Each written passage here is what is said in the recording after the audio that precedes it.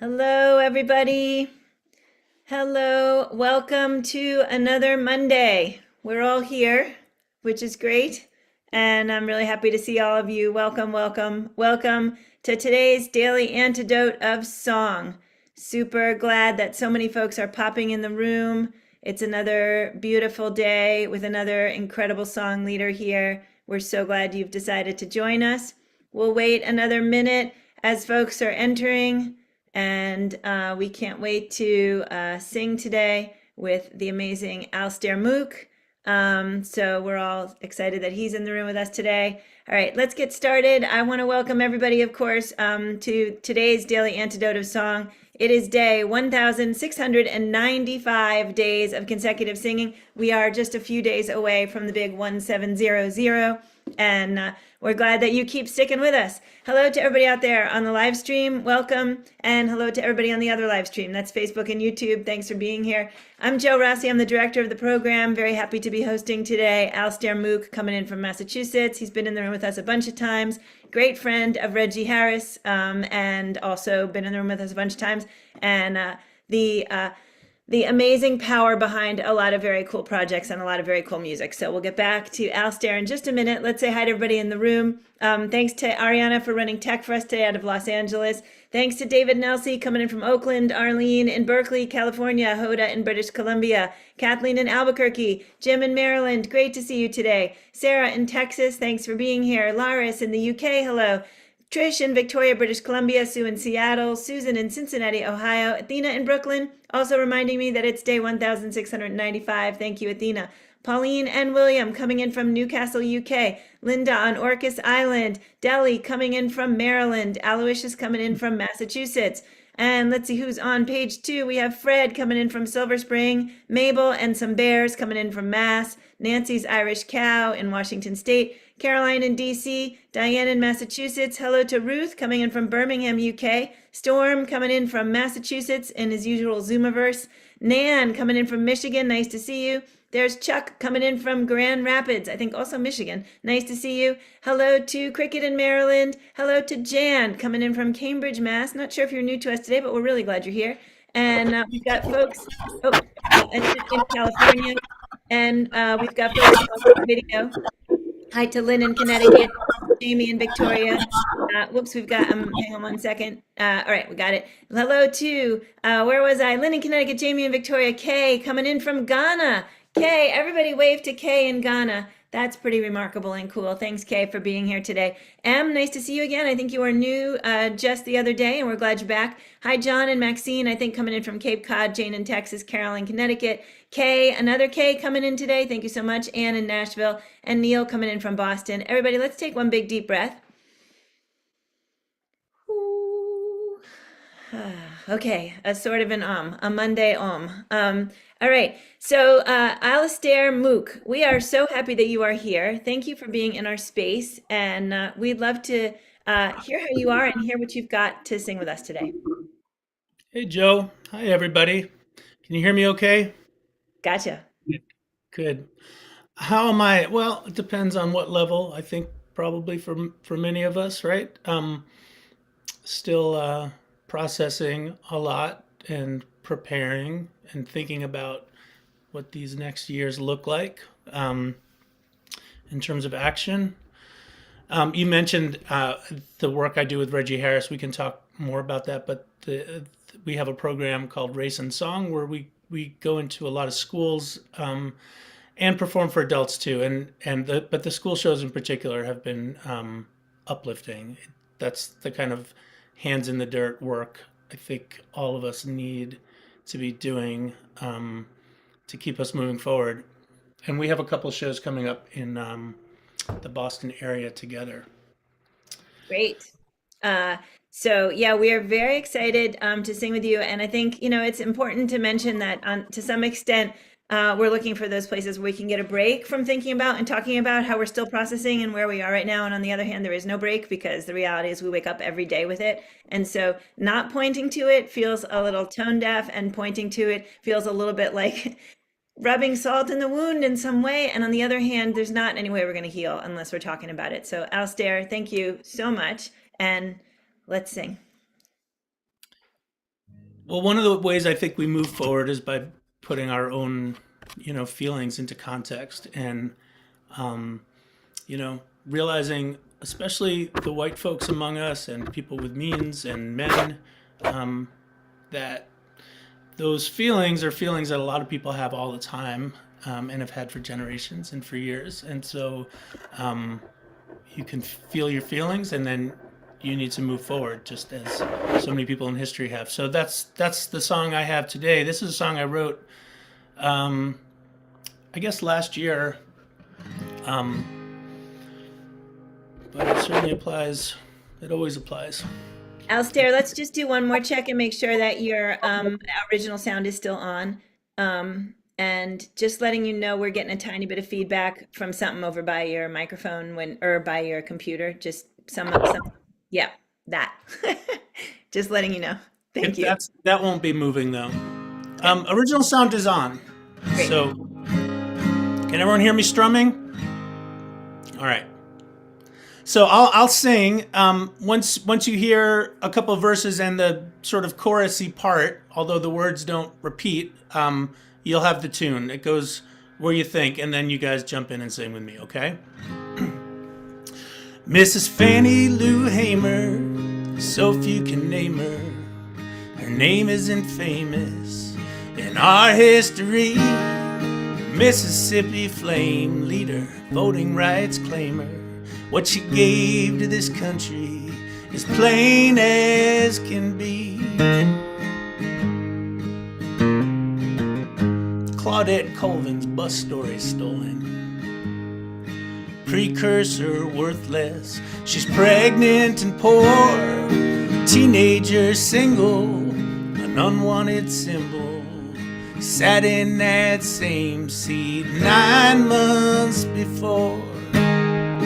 History faded, boiled and brewed, reduced to the few, while the others we lose. It's women, of course, who mostly get lost. They never got asked at the time what they thought.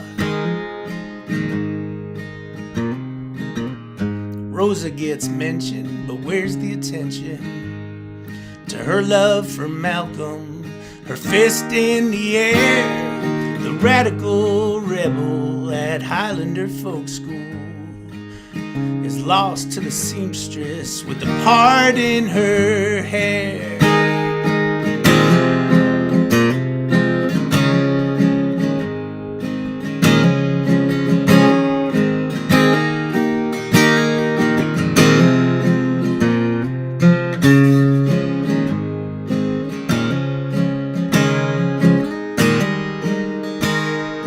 History narrowed to simplified truths, hemmed in and hued. It's the sharpness we lose. Revolution, of course, is mostly what's lost.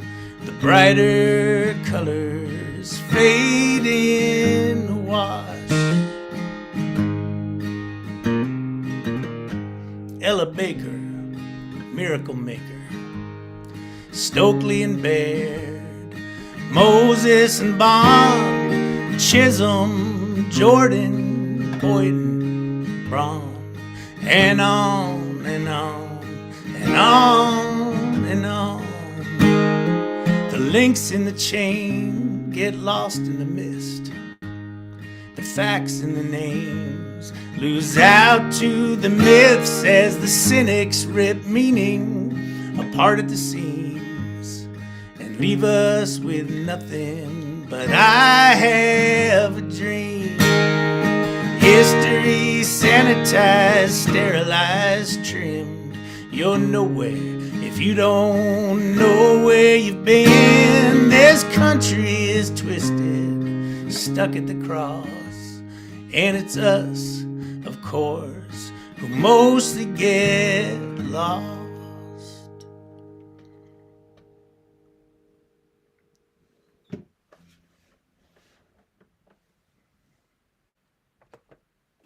Thank you so much, Alastair.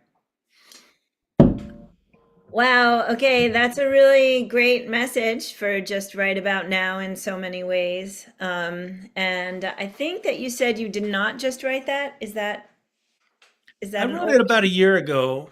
Um, it comes out of, excuse me one second.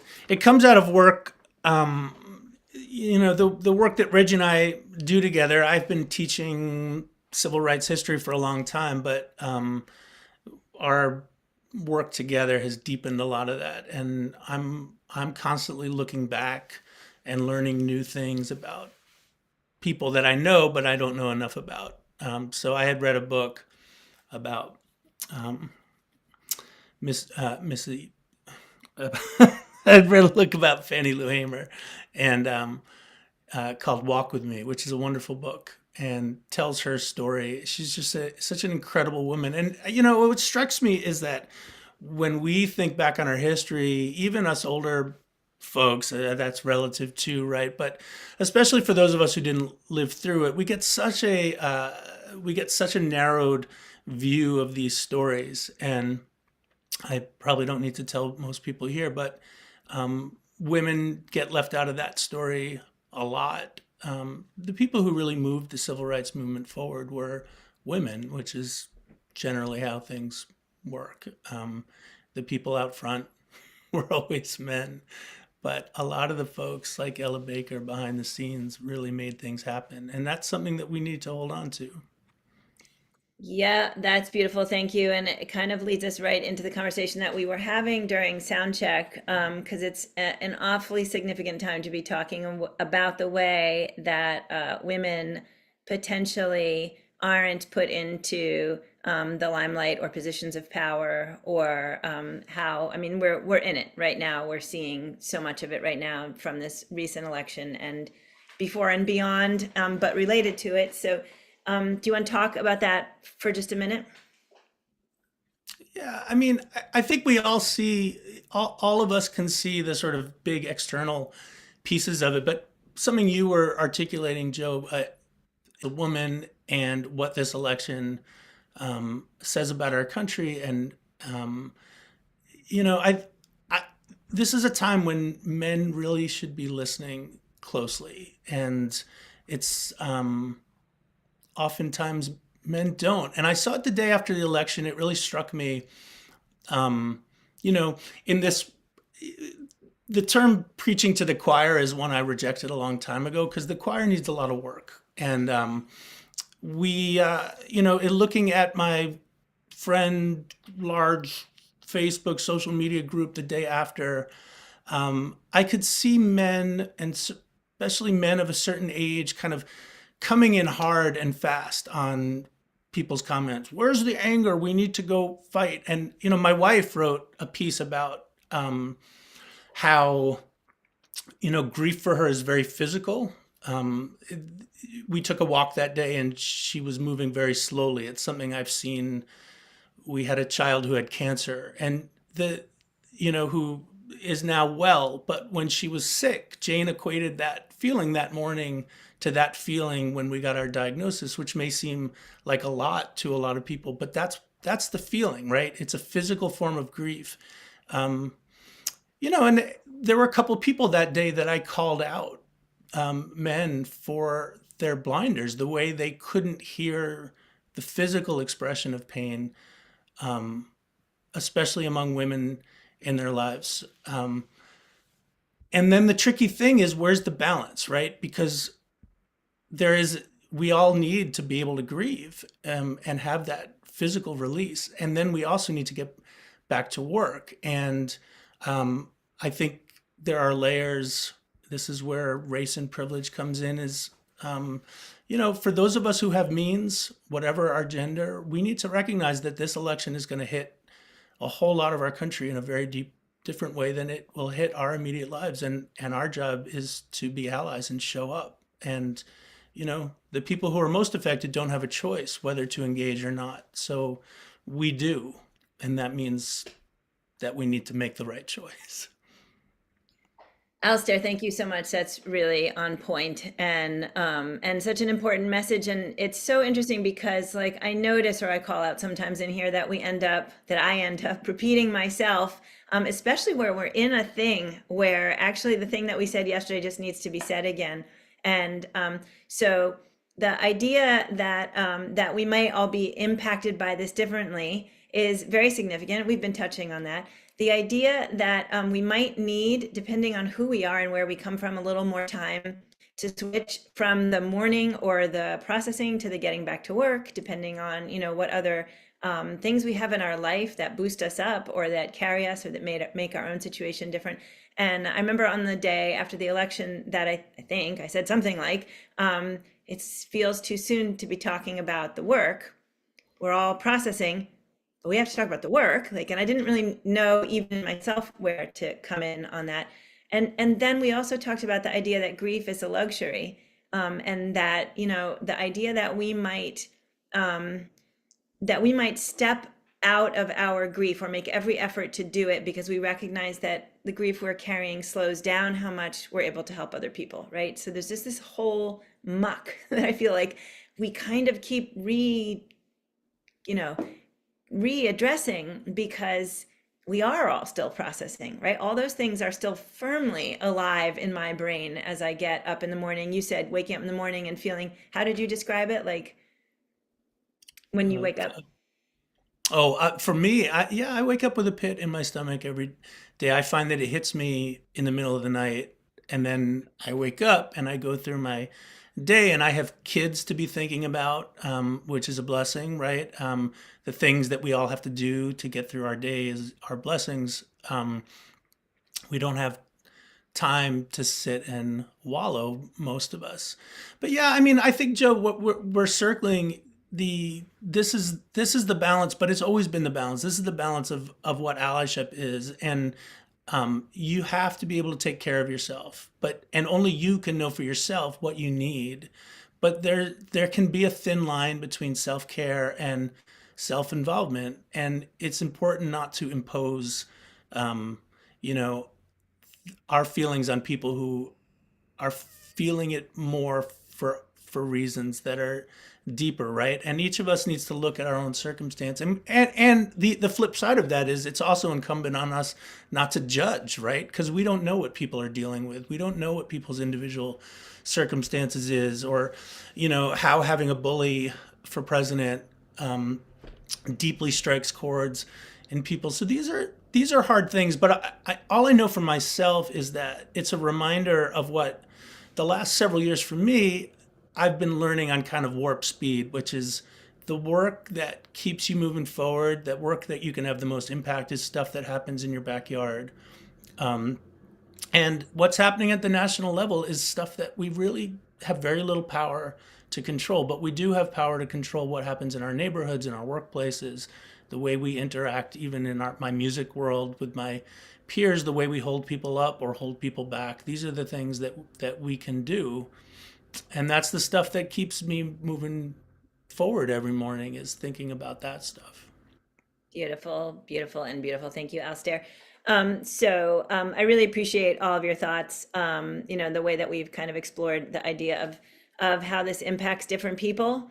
Whether one is a woman, whether one is a woman of color, the ways in which a pit in your stomach is your physical expression of the grief, and that other people might be impacted, in lots of different ways. And so even the notion that grief is a luxury, I would restate that as like only we can decide for ourselves when it is that we can step out of whatever's holding us down, and we might aspire to do that because we feel like we should, but we also, like everyone, we need to process it on our own. And so, Alistair, can you talk a little bit more about the project you do with Reggie, because it's so entirely tied into what we're talking about?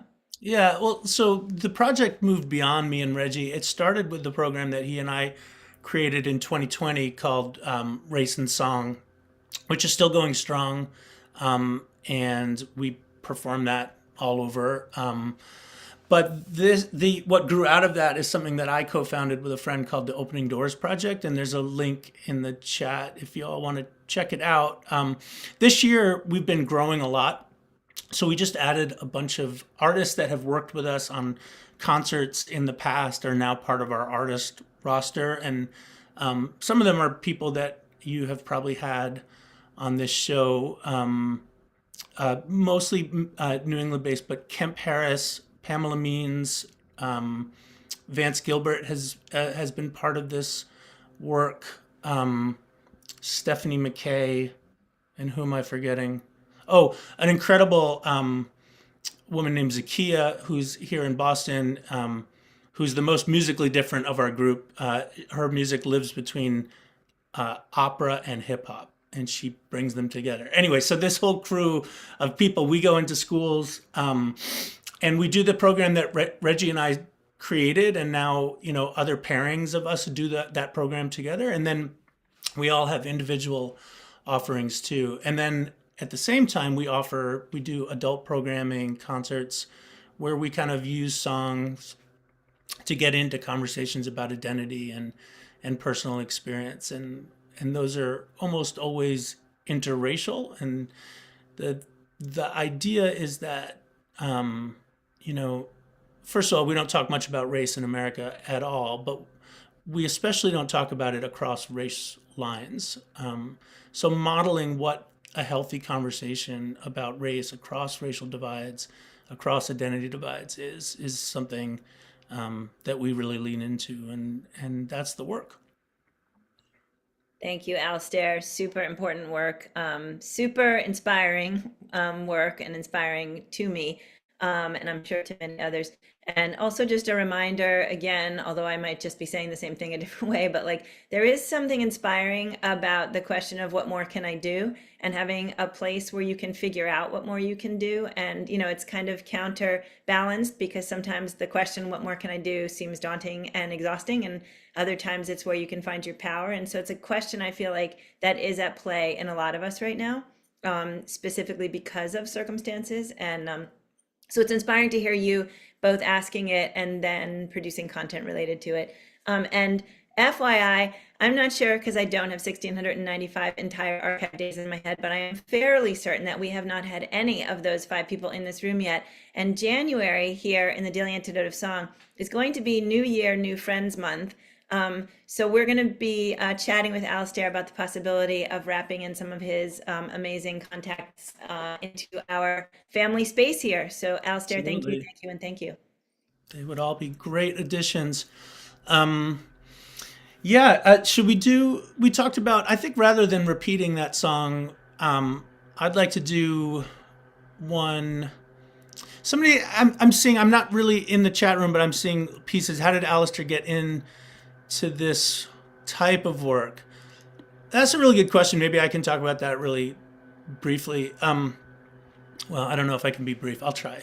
Um, I've Education has been a big part of my music career all the way through. So developing programs for starting with sort of middle school, high school, and then working my way down through younger kids to look at history of progressive movements and the role that music played has been a big part of what I've done for 20 years. And I've known Reggie for almost 30 years, but part of our story is that we didn't talk about this stuff. We didn't talk about race, and um, I had gotten involved after the murder of George Floyd in one of that moments of how do I get my hands in the dirt and start acting. The pandemic was upon us, our lives were disrupted, and for me, it was an opportunity to get off the hamster wheel and think about other ways I could engage. And I got involved with a group in the children's music space called Family Music Forward. Um, and I learned really quickly from peers of color where kind of the obstacles in this very liberal, well-meaning scene, we're constantly putting up obstacles to progress. And one of the ways that manifests is in award shows and stuff. Over and over again, people at the Grammy level were winning who looked like me. And so I had been nominated for a Grammy for children's music for this album I made with my daughter when she was sick. And then I was nominated in the middle of this work for a second one during the pandemic for an album called Be a Pain, which is an album about leadership that, features Reggie. It features Chris Matthews and Melanie DeMore, a lot of people who I know have been on this program. But all 5 nominees that year were white. And in that year in particular, it felt really, really tone deaf of our community. And so 3 of us decided to decline the nomination, which was a very blunt instrument for trying to move the needle. And it's had a lot of, it has had a very real world impact. The 5 years since then, the nominees have been majority minority. So something really shifted in that field, and the Grammys itself made some institutional changes that have helped bring down some of the barriers.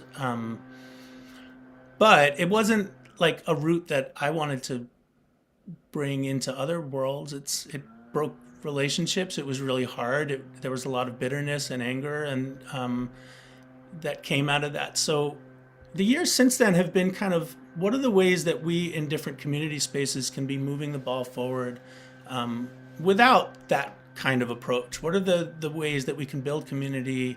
And so one thing has kind of led to another. I've been very involved the last 2 years at Club Passim here in Boston with a group called the Folk Collective, which is doing exactly that work. It's about inclusion and belonging in that particular space, and led by an incredible woman named Shay Rose. And I think that has been a model that other venues, I hope, will use. I think Folk Alliance and NERFA could learn a lot from what this group has done and modeled. So I'm constantly learning, as all of us are, and I'm very, very lucky to have this partner and mentor that I have spent so much time with in Reggie. I don't need to tell anyone here what a treasure he is, but he has really been a guide for me as we've moved forward and we've been able to build this thing together. So on that note, yeah, thank you, Alastair. So I'm not going to say necessarily that it was short, but I wouldn't have taken any single word out of that because it was all really important. Thank you. And I was going to say that I want to thank everybody in the University of Daily Antidote. There's some incredible stuff being put into the chat for folks to reflect on or review based on a lot of these conversations. So thanks to all of you. And I also want to just shout out that we've just been having some pretty, thoughtful conversations about how things might be impacting men or women and how men or women may be behaving right now. And we just yesterday celebrated the fact that last week was Transgender Awareness Week. And of course, in the conversation that we were having, we were not discussing, obviously, a whole other community of people. And so that was a miss on my part. And I want to just note that, of course, this is impacting, I would say, especially transgender communities, because they are under fire by a lot of what is going on, as are so many other communities that are being othered, or, so I'm shouting that out. And Alastair, I'm turning it back to you. Thank you so much. Yeah, thanks for pointing that out, Joe. And I have an LGBTQ kid, and that, we learn from the people around us, right? And we have learned an awful lot from our kid. Do we have time to do a little singing? I didn't realize we got Oh, we sure do. All right, okay.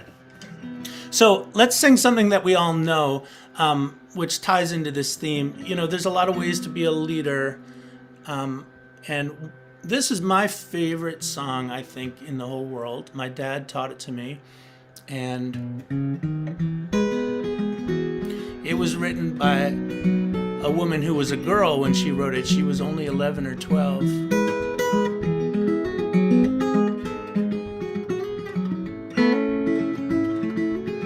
And Elizabeth Cotten had no role models in her life who looked like her, who played guitar like she did. She figured it out on her own. And it's a lesson to all of us that after you sit in your feelings, you got to get out and go do things. And she sure did. Freight train, runs so fast. Freight train, runs so fast. Please don't tell what train I'm on, so they won't know what route I've gone. When I die, Lord, bury me deep, way down on old Chestnut street so I can hear old number 9. So when she goes rolling by, freight train runs so fast.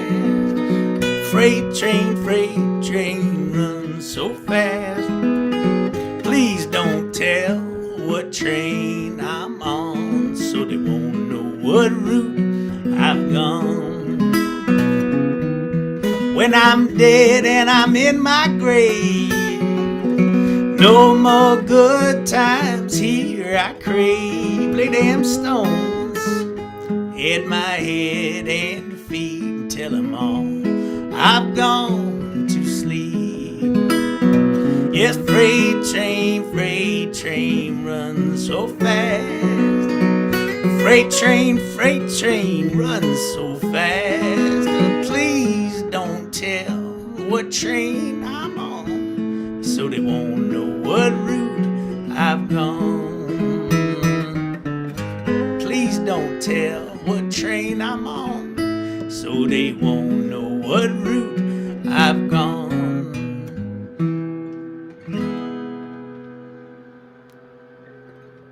Thank Nice you to see you so all much. singing. Beautiful. Alastair Moock, thank you so much. That was a beautiful way to close. Thank you for helping us celebrate women of color today in this space, to give thought to the work of women of color and also to talk about the impact of so much on so many people. It's been a really beautiful Daily Antidote day. Great start to a Daily Antidote week. I'm also going to shout out that Kay in Ghana has just noted for us. So here's one of the amazing things about being here and having a platform and being able to share things out is how much we don't know about what's going on every single day, no matter how much work we might try and figure it out. Today is White Ribbon Day. So Kay suggested that we Google it. It is about violence against women. So please do, in fact, Google that. And Ariana, if you have a minute to put something in the chat about it, that would be great. And thanks again to everybody in here for all of the ways that you've just interfaced with each other and with Alastair and with me on some topics that hopefully will give us all a little bit more strength tomorrow when we wake up and that pit is maybe just a little bit more gone. So thank you, Alastair, for helping us build community in here. And Thanks for having me, Joe. Always great to be with you. Thank you. Let's all give it up one more time for Alastair. Thank you. And let's all wave goodbye to him in case he has to go off and be busy with kids and songwriting and everything else. Thank you, Alastair. We can't wait to see you next time. And Thanks, Joe. take care. All right, so we're going to say goodbye to everybody out there on the live stream. Thank you so much, live stream, for being with us today. We really appreciate your presence. We know you're there, even if we can't see you. And of course, we invite you always to join us here in this space whenever you would like. And we hope to continue to sing and process with you in all of the ways that we are just by engaging from our distant spaces. Ariana in Los Angeles, thank you so much for running our tech today. David and Elsie in Oakland, have a great day. Arlene in California, thank you. Hoda in British Columbia, thank you. Jim Harkless, really nice to see your smiling face today. Lars in the UK, thank you. Trish in Victoria, Sue in Seattle, Susan in Cincinnati, Athena in Brooklyn, Linda on Orcas Island, Caroline in DC, Ann in Nashville, Neil in Boston, Jan in Cambridge. Thanks again for joining us today. I don't know if you're new or not. I sort of feel like I've seen you before. Nan in Michigan, Ruth in Birmingham, UK, Bonnie in Idaho, Pauline and William in Newcastle, UK, Delhi in Maryland, Annette in California, Chuck coming in from Grand Rapids, Michigan, Storm in Massachusetts, representing, in fact, the entirety of the Zoomiverse, Jamie in Victoria, and Fred in Maryland. And did I say Chuck in Grand Rapids, Michigan, Cricket in Maryland, Kay coming in from somewhere, and then other Kay coming in from Ghana, Aloysius in Mass, Elizabeth in California, Nancy in Washington State, Lynn in Connecticut,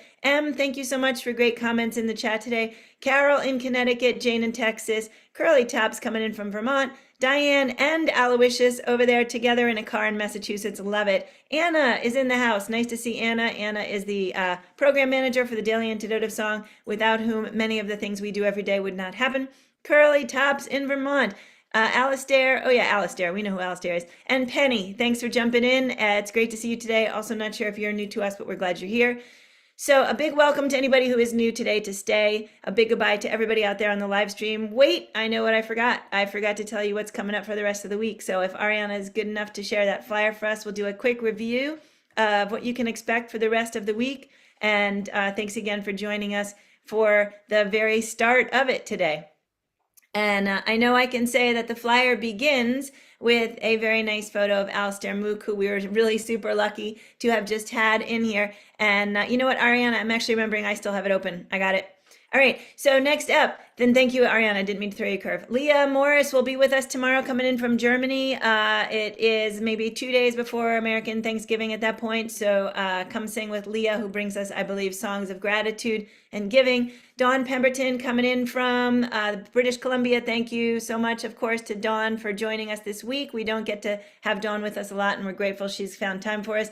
Dick Jackson and Kathy Baker coming in from Victoria, British Columbia on Thanksgiving Day. So that is not to be missed. Take a pause from your turkey cooking and come find us here. Aileen Vance coming in from California on whatever day that is, Friday. Joanne Hamill coming in from Massachusetts on Saturday. And we're going to begin our December singing with Fabrizio Camerata coming in from Sicily, Italy. And he's going to kick off our month of singing wintry, holidays, peace, light, and December-y type songs. So meet us right here for all of that. Lots of days left before we get to 1,001,069 or whatever it is today. Thanks, gang. Lots of love to everybody.